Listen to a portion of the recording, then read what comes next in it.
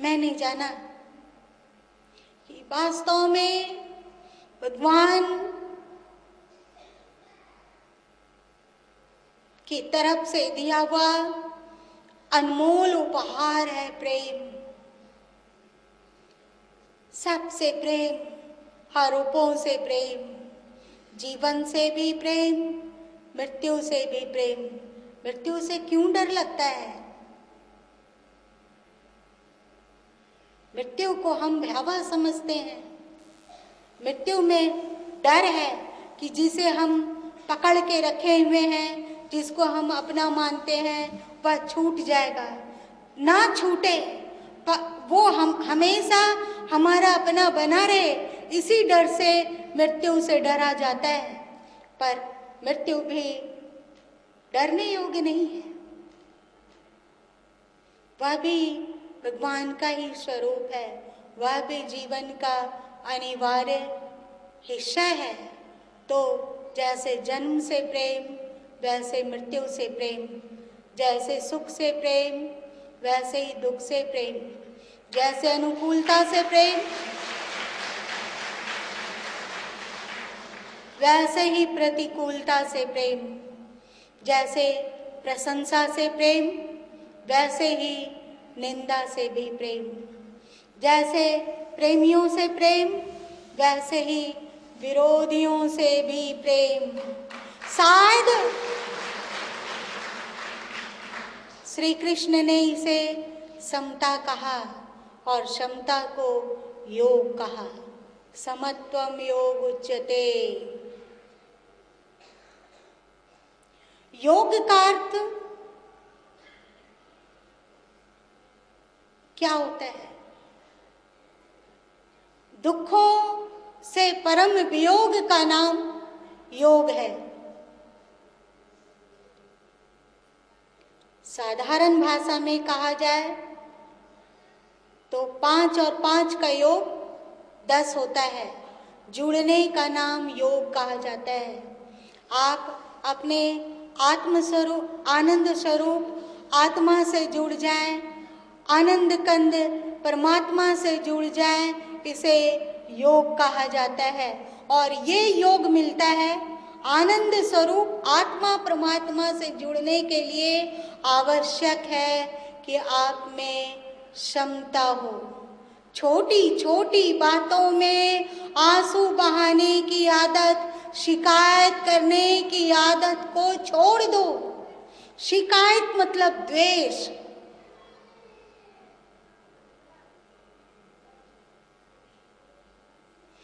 राजी है हम उसी में जिसमें तेरी रिजा है, या भी वाह वाह है, वाह भी वाह वाह है।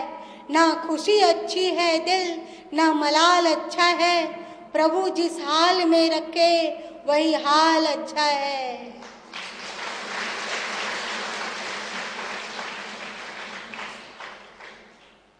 मैंने सुना है कि एक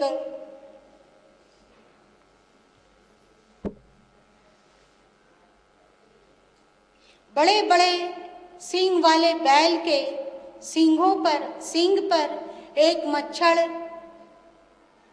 घंटों घंटा से बैठा हुआ था। जब मच्छर का घंटों सींग पर बैठना हो गया तो उसने भुनभुनाते हुए बैल के कान में कहा कि सुनो, तुम्हारे सींग पर मैं घंटों से बैठा हूं, तुम्हें दर्द हो रहा होगा। अच्छा, अब मैं चलता हूं, मुझे क्षमा करना। बैल ने कहा कि ओ मच्छर भाई, तू अकेले बैठे हो, अपने पूरे परिवार के साथ मेरे सींग पर आके बैठ जाओ, मुझे कोई दर्द नहीं होता।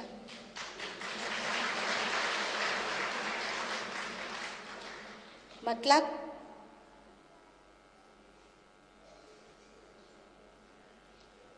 प्रारब्ध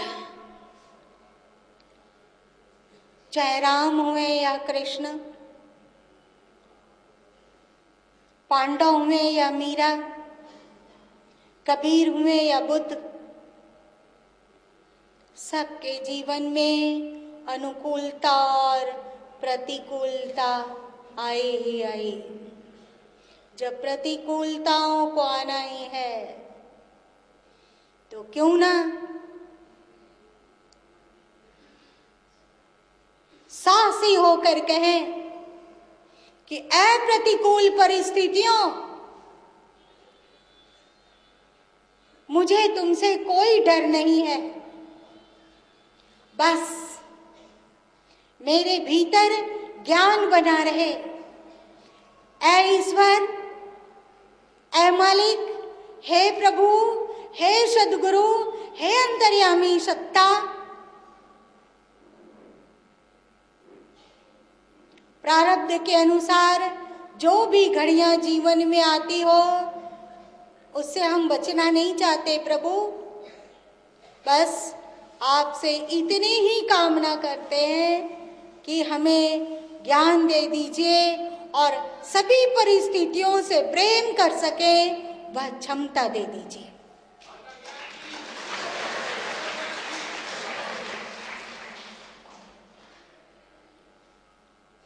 देखो, धर्म से जुड़ने का तात्पर्य यह नहीं होता कि अब आपके जीवन में कोई कष्ट नहीं आएगा। धर्म से जुड़ने का तात्पर्य यह होता है कि आपके जीवन में चाहे कैसी भी परिस्थितियां आ जाए, आप हर परिस्थितियों में प्रसन्न रहने की कला प्राप्त कर लिए हो, सत्संग के द्वारा, गुरु के द्वारा। गुरु आपके प्रारब्ध को बहुत अधिक छीन नहीं कर सकते, परंतु गुरु आपके अज्ञान को छीन करने हेतु उद्योग अवश्य कर सकते हैं। अज्ञान है कि हम किसी से राग और किसी से द्वेष, कुछ को पसंद और कुछ को नापसंद करते हैं। सदगुरु कबीर साहब ने गाया, हर में हरि को देखा साधो, हर में हरि को देखा, हर में परमात्मा को देखा। तो आज का आनंद में जीवन जीने का सूत्र लेकर जाओ कि जिस भी परिस्थिति से आपको दर्द हो रहा हो, दुख हो रहा हो, क्षोभ हो रहा हो, अशांति हो रहा हो, आप अपने करिश्माई जादुई प्रेम की शक्ति को उस परिस्थिति पर डालें, फेंकें, बरसने दे उस परिस्थिति पर अपने प्रेम को, और देखेंगे कि परिस्थितियां बदले या ना बदले, आपका अंतःकरण दुख मुक्त होकर आनंदित जरूर हो जाएगा।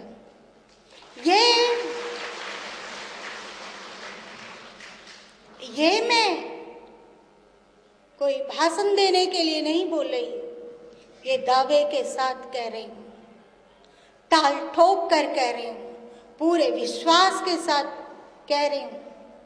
जाना पहचाना आजमाया हुआ नुस्खा है ये। ढाई आखर प्रेम का पढ़े सो पंडित होए, और ये ढाई आखर प्रेम का आपके हृदय में तब विकास होगा जब आप क्षमता में आरूढ़ होंगे, सम होंगे।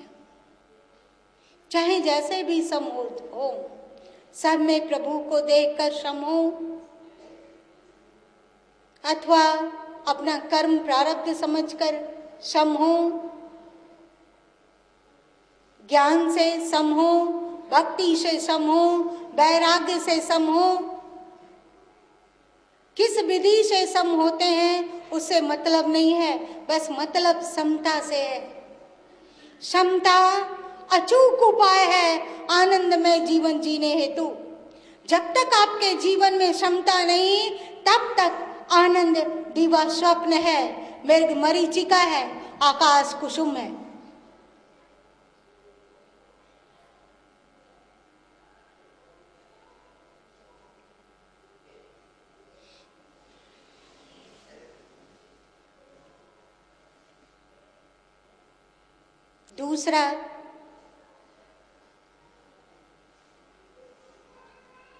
दूसरा संदेश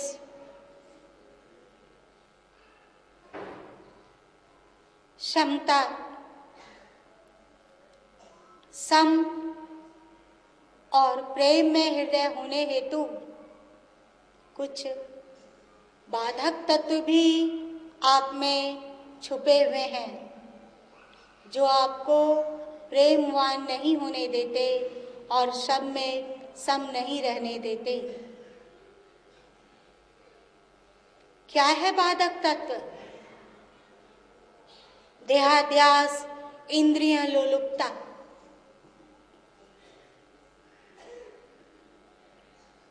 आप की 5 इंद्रियां हैं और पांचों इंद्रियों के 5 विषय हैं। आंखों के विषय रूप, कान का विषय शब्द, नाक का विषय गंध, त्वचा का विषय स्पर्श और रसना का विषय स्वाद है। शब्द, रूप, रस, गंध, स्पर्श, ये 5 विषय है। इन 5 विषयों की आसक्ति, इन 5 विषयों की ललक के कारण कुछ आपको अनुकूल होता है, कुछ आपको प्रतिकूल होता है। जिन परिस्थितियों से इन इंद्रियों को सुख मिलता है वो आपको अच्छा लगता है, और जिन परिस्थितियों से आपके इंद्रियों को दुख मिलता है वो परिस्थितियां आपको बुरी लगती है। इस तरह हम लोग इंद्रियों के गुलाम होने के कारण सबसे प्रेम नहीं कर पाते हैं। तो सबसे प्रथम मोर्चा होना चाहिए कि हम अपने इन इंद्रियों को जीतें। गुरु क्या है?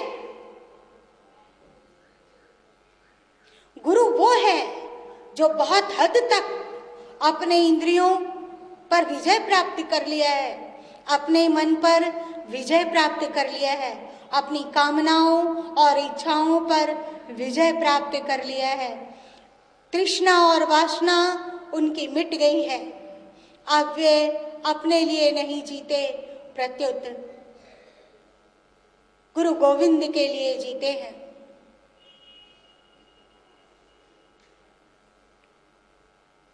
आप कहोगे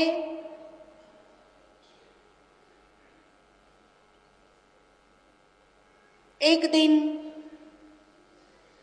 किसी ने मुझसे पूछा कि क्या आप आत्म कल्याण हेतु संन्यास में आए? मैंने कहा, जब मेरी अवस्था, वैसे तो 10-11 वर्ष की अवस्था में संकल्प ले लिया गया था संन्यास की, परंतु 15 वर्ष की अवस्था में इसकी घोषणा की गई। उस समय हमें पता नहीं था कि आत्म कल्याण भी कुछ होता है, जन्म मृत्यु से मुक्ति नाम की कोई चिड़िया भी होती है। उस समय बस एक ही बात थी, भगवान के प्रति अनन्य प्रेम, भगवान के लिए जीना, भगवान के लिए मरना, प्रभु को रिझाना, प्रभु को पाने की ललक, प्रभु को प्रसन्न करने की उद्दाम इच्छा, बस और कुछ नहीं। यह जीवन भगवान के लिए है, भगवान के लिए ही जिया जाएगा। तदुपरांत इस मार्ग में आने के उपरांत पता चला कि आत्म कल्याण नामक कोई चिड़िया होती है। तो बहुत दिनों तक आत्म कल्याण के प्रति आकर्षण बना रहा, परंतु अब आत्म कल्याण के प्रति भी आकर्षण मिट चुका है। अब कोई आकर्षण नहीं है। मेरे मन में विचार होता है कि अगर इच्छा रही कि मैं मुक्त हो जाऊं, मेरा आत्म कल्याण हो, सभी ज्ञानी लोग जिसे भगवान अपनी करुणा का प्रकाश देकर योग्य बनाते हैं और योग्य बनने पर सबके सब इच्छा करने लग जाएं कि वे मुक्त हो जाएंगे, मुक्त हो जाएं, आवागमन से छूट जाएं, तो फिर दुनिया क्या शैतानों की नगरी नहीं रह जाएगी? मुझे लगा कि न मुझे आत्म कल्याण की इच्छा है, न बंधन की इच्छा है, न संसार की इच्छा है, न मोक्ष की इच्छा है, कोई इच्छा नहीं है। मालिक की इच्छा, प्रभु के चरणों में जीवन समर्पित है। बस कामना है कि वे अपना बनाकर, अपना अनुयायी, अपना गुलाम, अपना प्रेमी, अपना दीवाना बनाकर बार बार दुनिया में भेजना चाहेंगे तो बार बार दुनिया में आने को तैयार है। बस शर्त यही है कि वे हमें संसार और संसार की वस्तु और संसार के आकर्षणों का गुलाम बनाकर न भेजें, और भगवान सोचे भी नहीं कि उन्हें संसार के आकर्षण में बांधकर दुनिया में भेजूंगा। ऐसा होने पर निश्चय भगवान से भी लड़ाई हो जाएगी, ये मंजूर नहीं है। दुनिया में बार बार आने को तैयार, कोई आत्म कल्याण की इच्छा नहीं। शर्त यही है कि भगवान का गुलाम बनकर भगवान के अनुरूप, भगवान की प्रसन्नता की कसौटी में खरा, जिसे सतगुरु कबीर साहब ने कहा, राम कसौटी कसते रहे, राम कसौटी में खरा जीवन लेकर दुनिया में बार बार भेजें तो आने के लिए तैयार हैं। तो आत्म कल्याण भी स्वार्थ है, आत्म कल्याण की कोई इच्छा नहीं। तो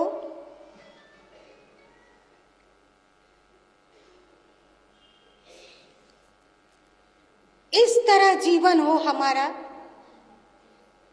इस तरह जीवन हो जो सूर्य की तरह हम स्वयं भी चमके और आसपास भी हमारी रोशनी से सब कुछ रोशन हो जाए। इसके लिए आवश्यक है कि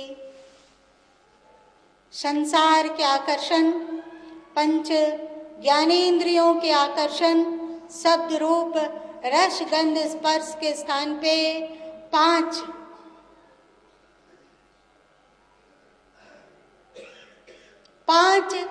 भगवान के प्रिय गुणों को अपने जीवन में उतारा जाए। और वे 5 गुण हैं: ज्ञान, त्याग मतलब वैराग्य, सेवा,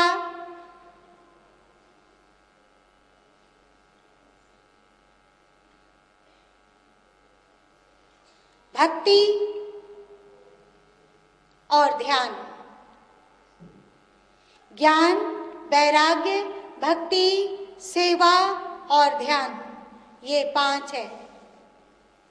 ज्ञान को धारण करो, वैराग्य को अपने भीतर पनपने दो, भक्ति को उमगने दो, सेवा, निष्काम सेवा में तच्चित रहो और ध्यान का अभ्यास करो। देखना, इन पांच सद्गुणों को अपने जीवन में धारण करोगे तो पांचों ज्ञानेंद्रियों की जो आकांक्षाएं हैं, विषय है, आकर्षण है, उसे सहज मुक्त हो जाओगे और आपके जीवन में क्षमता और प्रेम पंख फड़फड़ाने लगेंगे। हिम्मत मत हारो। ठीक है कि अनादिकाल से इंद्रियों के गुलाम रहा गए और इंद्रियां अपनी पकड़ को इतनी आसानी से ढीली नहीं छोड़ने वाली है। लेकिन हिम्मत मत हारो।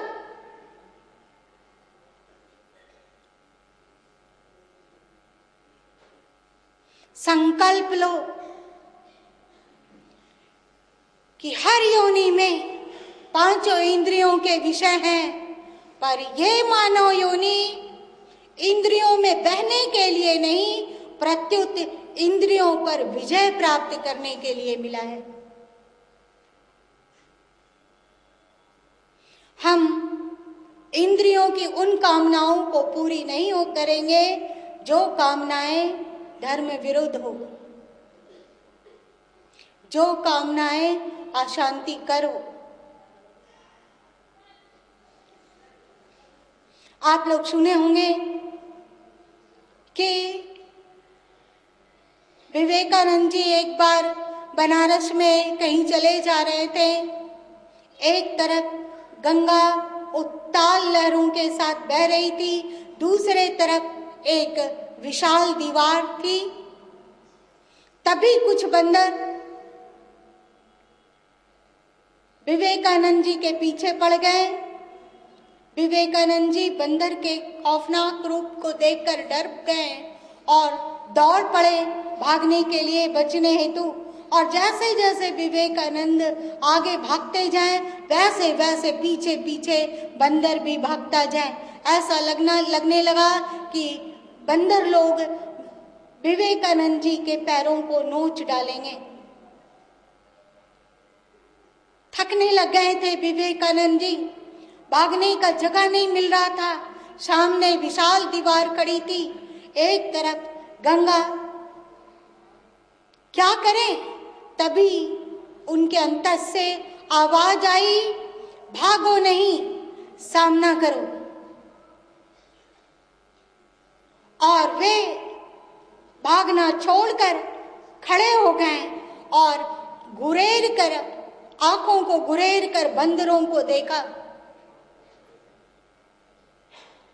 बंदर भी रुक गए, कुछ देर कूंका किए, फिर बंदर अपने रास्ते में चलते बने। उसी तरह आपके स्वभाव और आपका संस्कार, चाहे आपको क्रोध करने का स्वभाव है, झूठ बोलने का स्वभाव है, बहुत ज्यादा बकबक करने का स्वभाव है, मतलब बहुत अधिक बोलने का स्वभाव है, स्वादिष्ट खाने का स्वभाव है, अथवा किसी भी तरह का स्वभाव है जो आपको तंग कर दिया है, आप उससे भागिए मत, डट जाइए। आंखें तरेर कर उसे देखिए और सोचिए कि हम इस पर विजय प्राप्त करके रहेंगे, क्योंकि अमृत पुत्र हैं हम।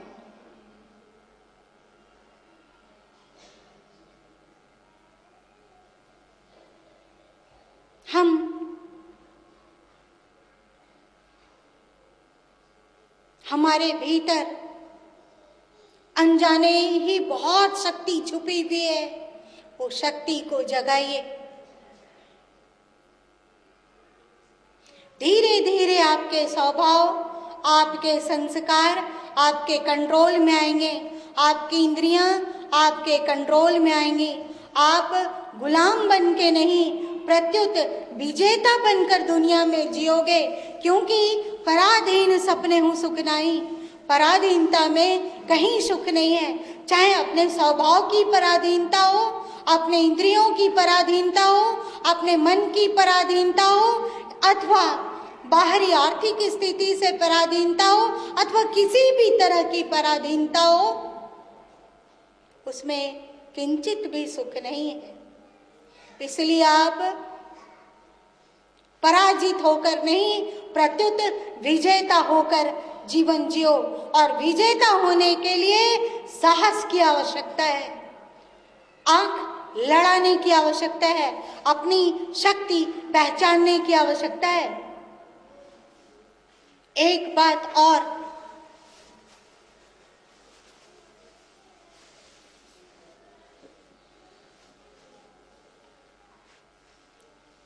गुरु से जुड़ना अब बहुत शीघ्र ही मैं अपने वक्तव्य समाप्त करने वाली हूँ। एक बात बता दूं, गुरु से जुड़ना, बहुत से बच्चे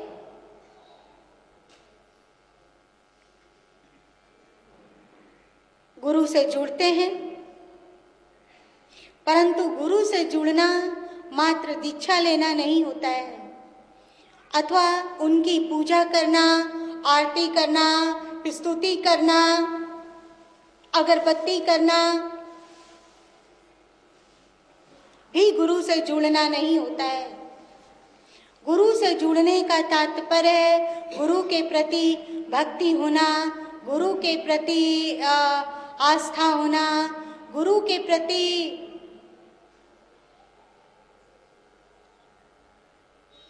अपनापन होना, गुरु के प्रति प्रेम होना, उत्कट प्रेम, ऐसा प्रेम जैसे हम अपने प्रियजन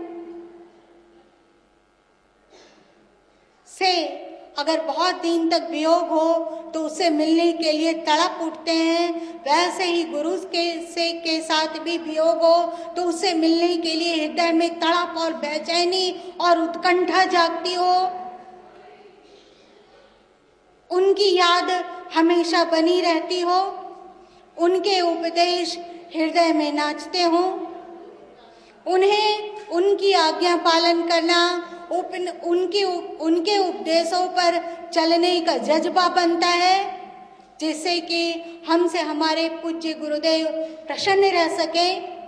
और जब वे नाराज होते हो तो अश्रुपात होने लग जाता हो, बेचैनी होने लग जाती हो, और जब हम अपने व्यवहार से उन्हें खुश करते हो तो उन्हें प्रसन्न देकर हृदय पुलकित हो जाता हो, तो समझना चाहिए कि सद्गुरु से प्रेम है। जब हम सद्गुरु की प्रसन्नता हेतु बड़ा से बड़ा त्याग भी करने को उद्धत हो जाते हो, उनके लिए कुछ भी करने के लिए तत्पर हो जाते हो, तो समझना चाहिए कि गुरु से प्रेम है। वस्तुतः आज गुरु भक्ति का उपदेश करने में डर लगता है, क्योंकि गुरुओं की बहुत कमी हो गई है। उपदेशक बहुत हैं, वक्ता बहुत हैं, पर गुरु बहुत कम है। किसी जाति में जन्म लेने से, किसी खानदान में जन्म लेने से, उपदेश करने से, वाकवीर होने से कोई गुरु नहीं बन जाता है। गुरु में गुरुता होनी चाहिए। और एक बात मैं कह देती हूँ, जो गुरु और शिष्य के रिश्ते में सबसे महत्वपूर्ण कड़ी है, जिसके द्वारा आप पहचान सकते हैं कि आप जिस गुरु से जुड़े हैं वे सच्चे गुरु हैं या कच्चे गुरु हैं। बहुत ही साधारण सूत्र है वो। बहुत बड़ी बड़ी परीक्षाएं आप नहीं ले सकते हैं। कहाँ वे विद्वान धुरंधर और कहाँ हम सब सामान्य इंसान कैसे गुरु की परीक्षा लेंगे। तो एक मेरे इस छोटे से सूत्र को आजमाओ, उसके द्वारा आप गुरु की परीक्षा ले सकते हो कि ये गुरु सच्चे हैं या कच्चे हैं। जिस गुरु के हृदय में अपने शिष्यों के प्रति मातृवत प्रेम होता हो, जो अपने शिष्यों को संतानवत देखता हो, वही गुरु है।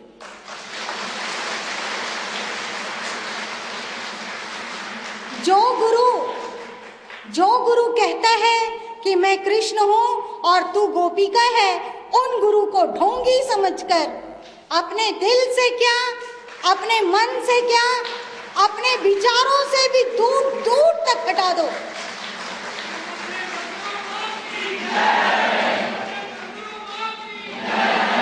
सच्चे गुरु की ये एक बहुत बड़ी पहचान है, इसे याद रखो। संसार में बहुत से गुरु हैं, टटोलो, क्या उनके हृदय में मातृवत प्रेम है? क्या उनके हृदय में पितृवत प्रेम है? क्या वे आपको विकार की दृष्टि से देखते हैं? क्या वे आपको संतान के अतिरिक्त किसी अन्य दृष्टि से देखते हैं? अगर हाँ, तो वे गुरु बनाने योग्य नहीं है। बहुत सामान्य पहचान मैंने दिया। इस पहचान के द्वारा आज बहनों का जो इतना शोषण होता है, कभी धर्म के नाम पर, तो कभी गुरु के नाम पर, कभी किसी अन्य नाम पर, उस शोषण से बचा जा सकता है। बहन लोग, अपनी आत्मा में खोस लो और अपने परिवार में जाओ, घरों में जाओ, तो अपने सहेलियों को बताओ, अपनी बेटियों को बताओ, अपनी बहनों को बताओ, अपनी पड़ोसियों को बताओ, अपने जान पहचान वाले को बताओ कि गुरु शिष्य का संबंध माँ और बच्चे के संबंध के समान ही होता है। माँ और बच्चे के संबंध के समान नहीं, माँ और बच्चे के संबंध ही होता है। इस संबंध के अतिरिक्त और कोई संबंध स्वीकार नहीं है।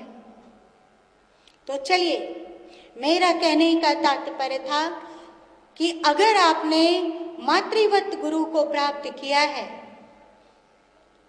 और मातृवत गुरु के प्रति आपके हृदय में, जैसे मैंने बताया वैसे ही आपके दिल में भक्ति है, आपको लगता है कि कैसे उन्हें खुश करें, कैसे उनका कार्य करें, कैसे यह जीवन उनके कार्य में संलग्न हो, कैसे उनके उपदेशों का अनुसरण हो, उनकी याद हृदय में बनी रहती है, उनका वियोग हृदय को तड़पा देता हो, तो एक आपके लिए खुशखबरी है। सरकार के निर्वाण दिवस पर आपके लिए एक खुशखबरी है कि अगर आपके दिल में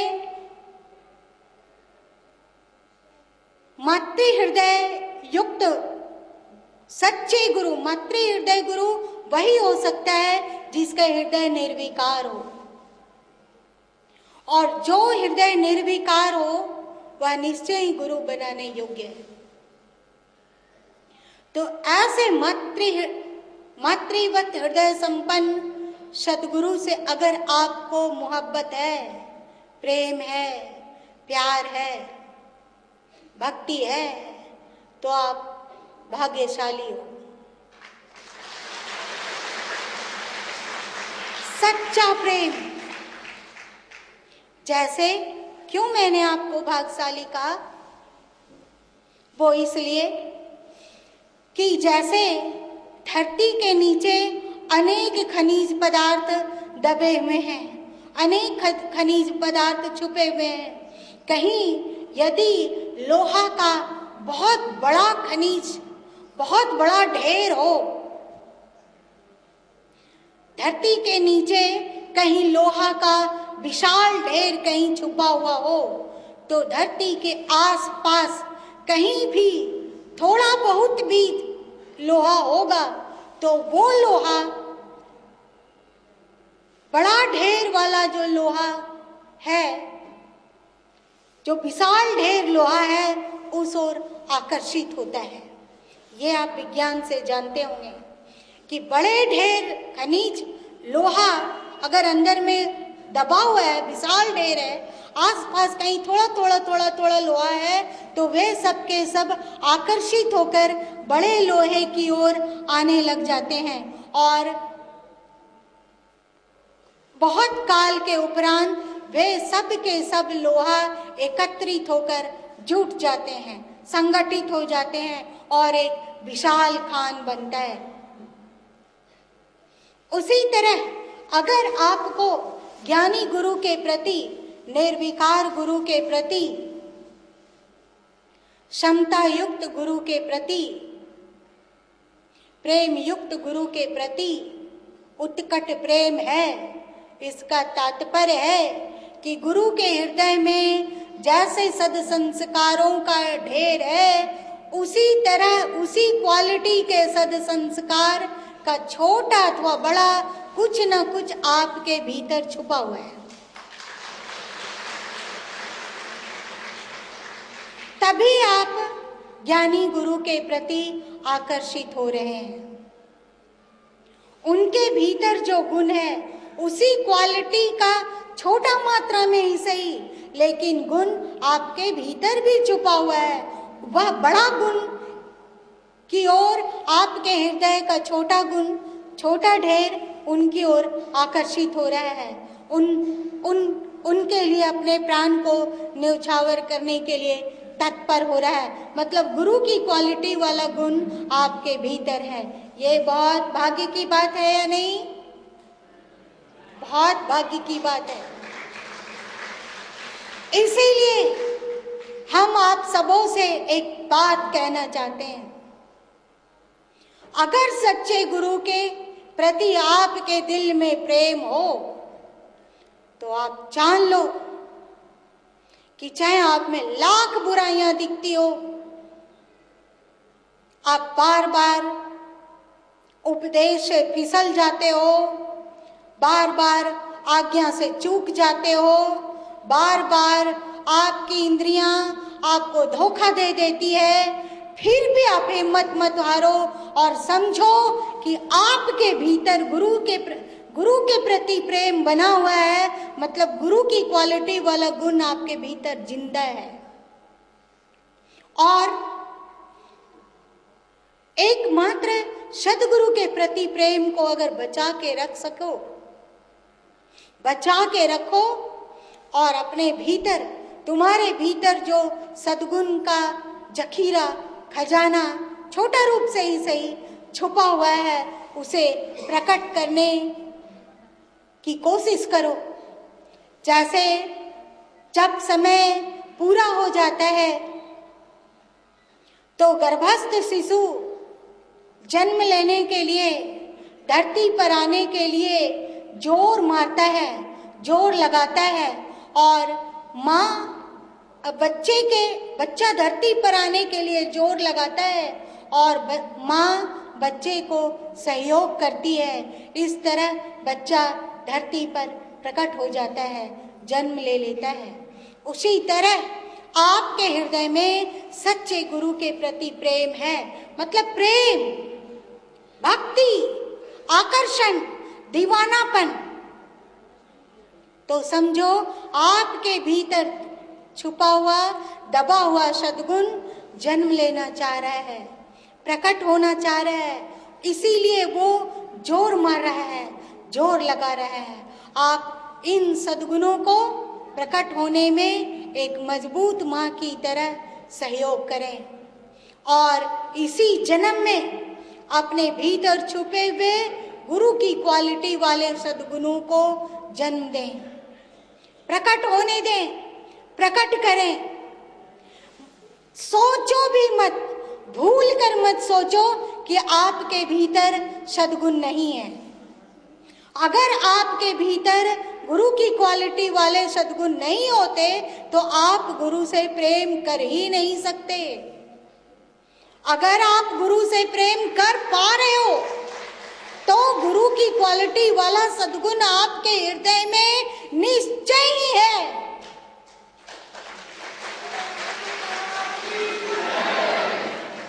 बस आप हिम्मत मत हारो। सद्गुरु का सहयोग, सद्गुरु का सहारा, सद्गुरु का स्नेह भरा आंचल, सद्गुरु की करुणा और कृपा आपके साथ है। बस आवश्यकता है कि आप हिम्मत मत हारो, साहसी बनो, डटे रहो और सोच के चलो कि गुरु से प्रेम है तो एक ना एक दिन हमारे भीतर छुपा हुआ सद्गुण का जखीरा अवश्य ही प्रकट होगा, होना होगा प्रकट उसे। हमारे भीतर भी ज्ञान, वैराग्य, भक्ति, सेवा और ध्यान का परचम लहराएगा। हम भी आनंद आनंद आनंद नगर के निवासी हो सकेंगे। जैसे गुरु के हृदय में समता है, जैसे गुरु के हृदय में वैराग्य है, वैसे ही हमारे भी जीवन में भी होगा ही।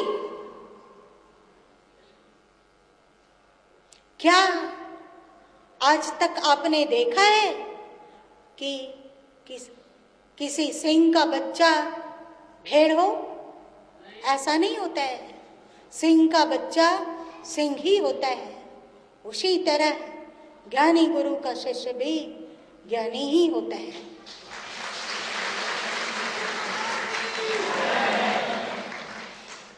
मेरा आप सबों से आग्रह है कि आप सब, मैं तो खुले रूप से और सच्चे दिल से कहती हूँ कि मैं आप सबों से बहुत प्रेम करती हूँ। जैसे माँ अपने नवजात शिशु से प्रेम करती है, वैसा ही प्रेम। अब प्रत्युत्तर आपको देना है। क्या प्रत्युत्तर दोगे? पहला, हिम्मत नहीं हारोगे। दूसरा,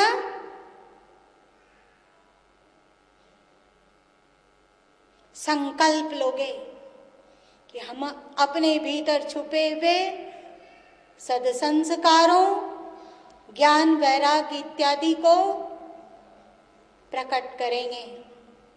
सद्गुरु का मानस शरीर मेरे मानस शरीर में उतर आएगा। सद्गुरु ही मेरे जीवन के रूप में जीवन जिएंगे। उनके मन के समान ही मेरा भी मन बनेगा। उनमें जैसा वैराग्य है, ज्ञान है, त्याग है, वैसे ही हमारे भी भीतर प्रकट होगा। आज प्रकट हो, कल प्रकट हो, हम इंतजार करेंगे, पर हिम्मत नहीं हारेंगे और मार्ग नहीं छोड़ेंगे। मार्ग में डटे रहेंगे और गुरु की महानता को प्राप्त करके ही दम लेंगे। इस तरह आज मैंने आपको 2 संदेश दिया, प्रेम, क्षमता, और दूसरा साहस और हिम्मत, आत्मबल।